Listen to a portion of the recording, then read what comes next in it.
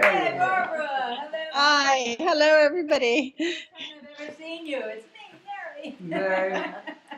Yes, I've seen you on your video. On Your my wonderful video. video. That's right. You recognize me, but I've never seen you before, although Leon Fair speaks very highly of you.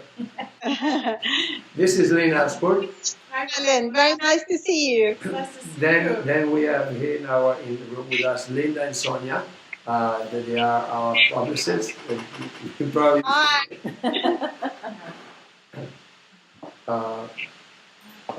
And hopefully some press will show up eventually. But if not, we will use this recording that we have and that we are making to do a follow-up later on in the day or tomorrow morning. Yes. I'm sorry that we are a couple of minutes delayed, but with Peter, the conversation started to roll and we never wanted to hang up. So Can imagine. I'm sorry I interrupted earlier. I never use Skype, so I was wanting to make sure that it was working properly. anyhow, what I like to do is have Lynn to recap in a few words the results of yesterday's conference, which was absolutely wonderful and very successful. Yes, sorry I wasn't there. It sounded very interesting. It was. But anyhow, here's Lynn, and she's going to tell you all about it. So we had a great turnout. The venue held 100 people. We sold 137 tickets. We had, a rapid sequence of a lot of speakers, starting with campaign finance reform, moving on to 2 panels on affordable housing. We tried to get some people who specialize in building low-rise and mid-rise affordable housing, the chief architect from Jersey City. But he's part of the architectural ghetto, and he chickened out, which is kind of interesting. I think he felt that we're like the human scale people, we're against towers or something. And that typology is supposed to be cool, and he was a little freaked out by us. But, it was still very interesting. We had a lot of talk about rent stabilization and other ways of getting affordable housing. Because as you know, New York is in the grip of the idea that the only way to get affordable housing is to build towers and build them on top of the old city as well. So we had to find a way to counter that idea, which is why we gave a lot of time for the affordable housing discussion. Then we had a discussion about air rights transfers and how we might regulate them, because the city is in the midst of creating a new air rights regulatory regime. And a new air rights transfer regime to regulate how we transfer air rights. And the city, of course, has a very pro-developer idea about how to do that. And it's sort of our job to come up with an alternative. So we had some discussion about that. It was good. I think that we accomplished a couple of under-the-radar goals of saying that we're capable of coming up with alternative policy ideas. We're not NIMBYs. We have ideas about how to run the city. And I think it became clear to me that there are some priorities. And the first one is we have to become more politically influential. And one way to do that is to start advocating for campaign finance reform, because our politicians are owned by the real estate developers here. And we need a way to expand our constituency, and I think that campaign finance reform is a way to do that. So that's it. That's pretty much the conference. It was. I think also that we are now able to build a set of credible arguments against the advocates of hyperdensity. I think we've pulled together many strands of thought about that, and I think we're in a good position to push that now. And I think we're in a good position to answer questions when people say, well, what are you going to do about affordable housing, all you people who like the human scale city? And I think we now have a bunch of answers. Here's our paper of, 3 pages, our white paper about how to do affordable housing. And you know, and I think it was good to push our constituency to stop complaining and come up with alternative ideas. I think that was the successful part of it. Call to action, Yeah. and they all come in. Yeah. Yeah, we completely agree that you can't just be negative about things. But I'm very curious about this major difference between New York and London. In London, everybody agrees that you cannot build affordable tall buildings because the cost of maintenance and the cost of building them is so much higher than building lower buildings. So how do people support tall, affordable buildings in New York? Is it all about the cost of land and saying that's the only place you can build, or what are the arguments?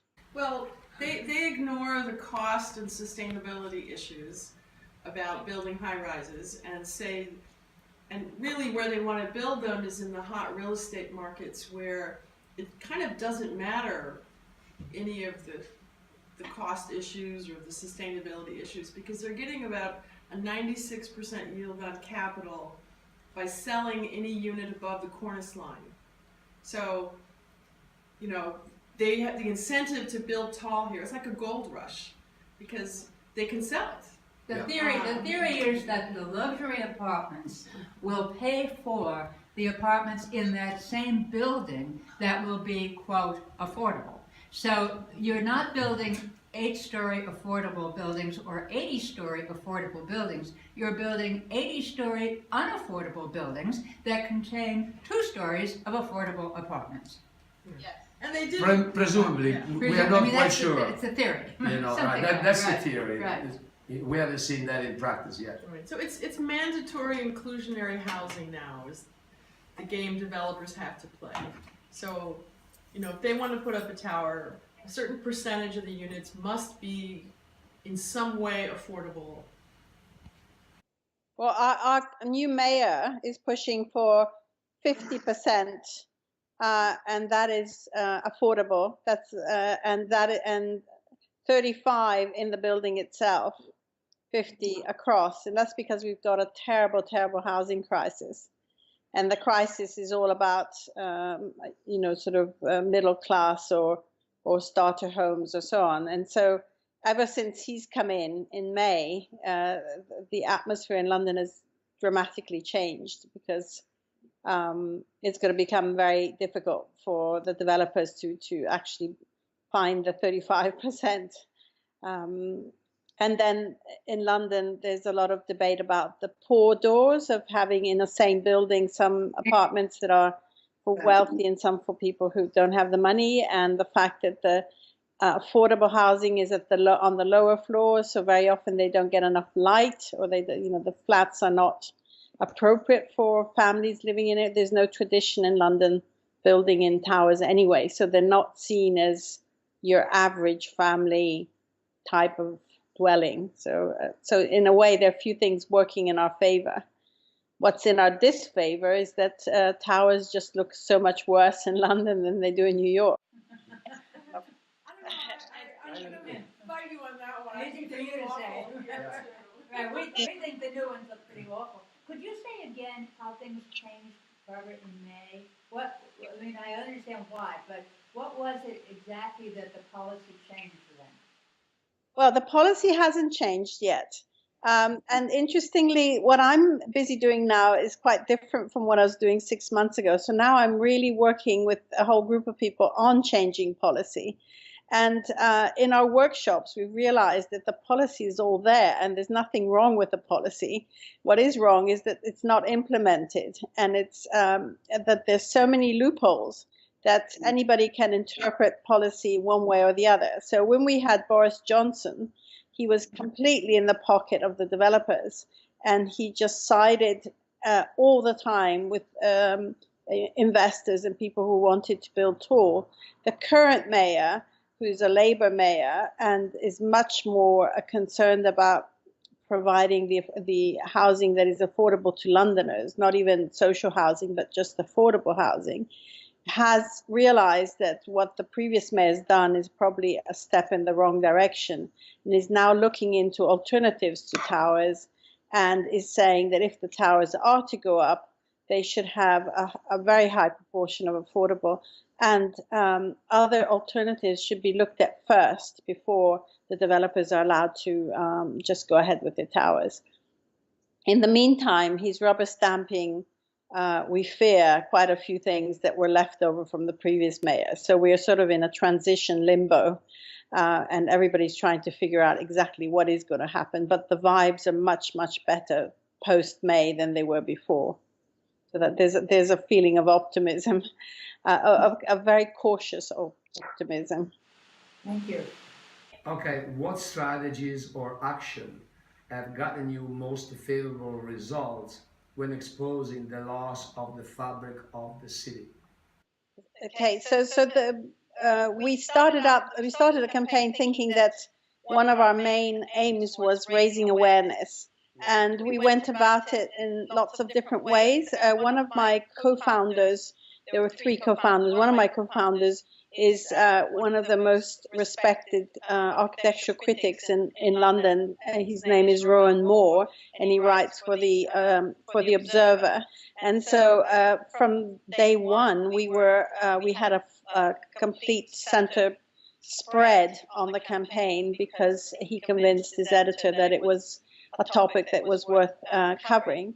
And we went together to the Architecture Journal, which is one of the best read architectural magazines, and they backed us with an 8-week campaign in which every week they were publishing interviews or reports on tall buildings and what was happening to London. So having the media on side was incredibly effective, and that has now spread to television stations, radio stations, and I've personally come to know a lot of different journalists. So whenever I have a story, I can phone up and ask them to put something in a newspaper, and then of course you have to work on it, but we have the ear of the press.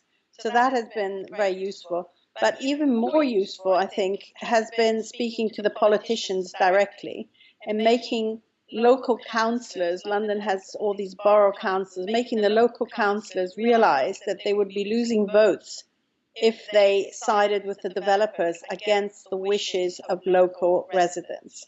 And that's how we scored our biggest success to date, which is getting Renzo Piano's 72-story tower called the Pole to be withdrawn, and it's now being replaced with the 19-story office building. Congratulations. Well, Bravo. that's a big victory right there. Yeah, that was very satisfactory. It's still too big, it's still not the right thing, but it's not 72 stories, so we're very grateful for that. And that was really because of the politicians, having the politicians on board. You know, it's just so different in New York. The one victory in Inwood over a new tower done by a local group up there. North Manhattan is not for sale, and Inwood Preservation. They defeated this messy tower in their human scale neighborhood, but the press is just treating it like, oh my God, the NIMBYs won on the affordable housing issue. Oh my God, what are we going to do? The NIMBYs are winning.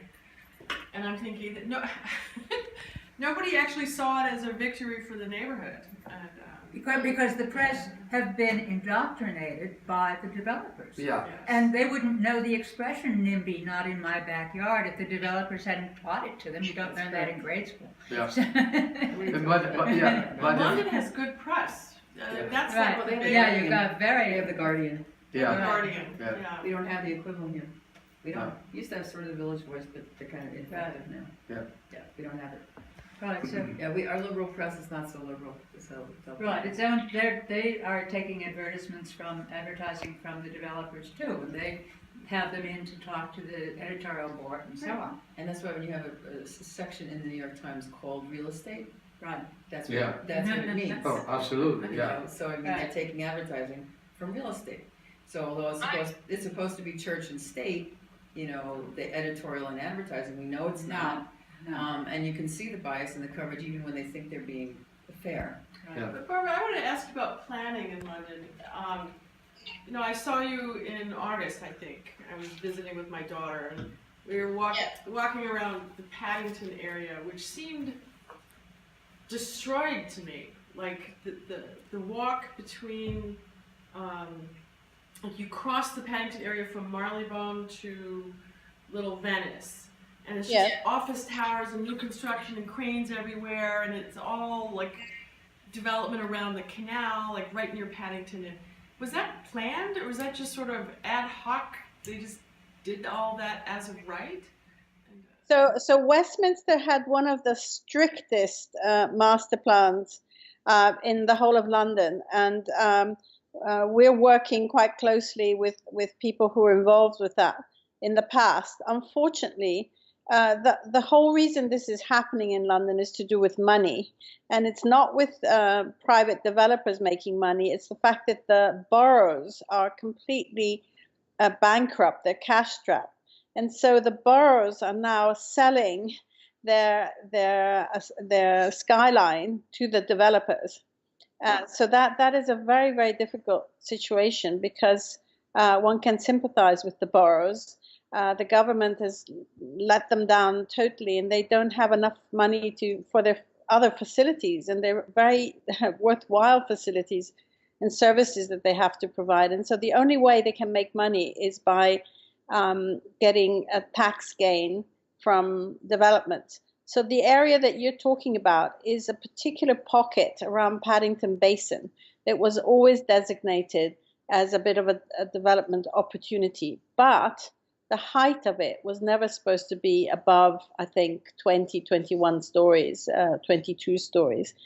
And the worry is that the worry was that with Renzo Piano's building right next to it at 72 stories, suddenly everybody was going to come back asking for more floors.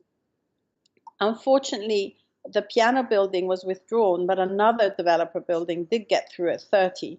And we raised a huge polemic about how that was going to cause a precedent and how bad it was going to be for the city. And we tried to stop it, and we didn't succeed. It was going to be 39. They accepted it at 30.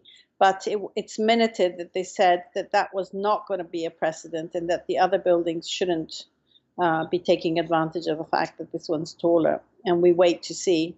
Again, everything's to play for with the new mayor. So at the moment, we don't know. But as I say, the policies are there for London. It's just the political will and how people are going to face this housing crisis, which is really impacting on the city in a very negative way, because all of the young people are moving out. So we're having a brain drain. It's just a disaster what's happening at the moment. I think differently from New York, maybe. How do you see a solution to the housing crisis there? Well, personally, I think that, and I keep on saying this, is that London has inner London and outer London, and outer London has a lot more land. There's masses of suburbia, which is not dense enough. And suburbia doesn't want to shoulder the population increase. And it's a hot potato. Nobody wants to speak to the outer boroughs. They're afraid that politically it's going to be a very difficult thing to do. And I think those boroughs just have to be told, you need to intensify and densify, and you need to start taking mid-rise, not towers, but mid-rise. And then the other big problem is finding very good architects who do mid-rise well, because unfortunately at the moment there are a lot of really bad architects that are building anything badly. And of course that destroys the city. You can't have bad architecture and expect people to then be happy with the result. So I'm very focused on the fact that we have to monitor more what's being built and get many stages of checking what's about to be built. Yeah, we have the same problem here in terms of quality of the buildings and quality of the designs, etc. You have prepared, excuse me, you have prepared a couple of pictures that you wanted to share with us and talk about them. Yes, I hope you can see these. This is one of my favorite. Higher, please. Higher. Okay. Yeah. Oh my God! Oh. What's that? Whoa! So this I call it our self-harm. That was unintentional, and it's an American architect Vignoli, who built that. This is what London is about to become. That's it, good, My God. right. So it's right on the river, some of the best real estate you can imagine. And these are all private, very, very expensive apartments that are going up. And it's already happening now. Wow. This is another view of from Westminster Bridge. So you can see here the Houses of Parliament. It's just obscene, completely obscene. And I was going to say, one of the arguments that I use a lot, and I've been using a lot of visuals, is saying that we don't want London to become what I call the generic city. And I think you can use that for New York too. In other words, all the architecture that's going up that we disapprove of is exactly what you see in every other North American city, in China, and I think we really have a very good argument to say that's not good enough. We need better. We need to capture New York's DNA. We need to capture London's DNA. Exactly. And so this is can you see that? Yeah. So this again is near Battersea Power Station, and Oh my God. they're building canyons that won't even have light at the bottom. Absolutely horrendous. Very, very dense. We're also talking a lot about density in London because, of course, London's density was never the same as the density you have. And in some areas, they're building up to Hong Kong levels, which is completely uncalled for and ridiculous. And this is the last one I'll show you. Oh God. It's again the area called Vauxhall Nine Elms, which was one of the previous mayor identified as what's called an opportunity area for densification. And there's no master plan, there's no urban design, anything goes. It's like an asparagus patch. Every building is different and doesn't talk to its neighbor. So a really bad example. And all I can say is that it's going up now, and I think a lot of people are horrified at what's happening. So that plays to our favor. The fact that we have such bad stuff going up, unfortunately, is persuading people that we don't want to have a lot more. Having said this, we've got 436 towers in the pipeline. We have probably more here, but I mean, you know, our surface is a little bit bigger than that one of London. At least you have the people that they are rising because they don't like what is going on. Here we have a lot of apathy. We are beginning to wake up now, but not enough. So that's why, for example, yesterday conference was set up. That's why the October 23rd celebration has been created in order to spread the word through many meetings and through many means about the community at large and make them understand that they have to back up reforms and changes in order to get the city the way that we like it, and stop this crazy out-of-hand development that we're facing right now. I have this idea. I'm sorry. Sure. This, the issue of the outer boroughs. We have the same problem. Under the Bloomberg administration, he was so focused on densifying Manhattan and Brooklyn and the waterfront that when Paul Graziano, sort of a zoning activist from Queens, rallied all the homeowner associations in the single-family home world of Queens and Brooklyn to downzone their neighborhoods. So the entire outer ring of New York City has been downzoned for single-family home zoning. What does that mean? Sorry. They had a floor area ratio they could build up to, and they lowered it so to really protect the single-family home character of the area. And these are car-dependent suburbs, really, but they're within the borders of the city. And we had an architect from the CNU talk about form-based codes.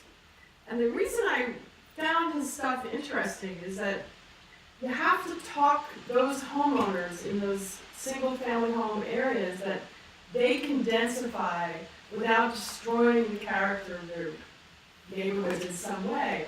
And I think the CNU type people have an answer for them about how to do it through form-based coding. And I think the equivalent player in your world is that guy from Create Streets.